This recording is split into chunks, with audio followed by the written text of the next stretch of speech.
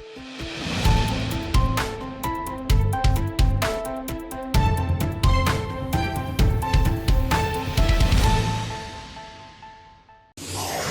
News नाज़रीन। वज़ीर आज़म जो किर्गिस्तान में पाकिस्तानी सफ़ीर हसन अली ज़ेग़म सां टेलीफोन ते राब्तो। वज़ीर आज़म पारां पाकिस्तानी शागिर्दनि खे वापसि आणण लाइ ख़ासि जहाज़ जो इंतज़ाम करण जी हिदायत। वज़ीर आज़म जी हिदायत ते ख़ासि जहाज़ अॼु शाम बिश्केक किर्गिस्तान रवानो थींदो। ख़ासि जहाज़ जो 130 पाकिस्तानी शागिर्दनि खे खणी पाकिस्तान पहुचंदो।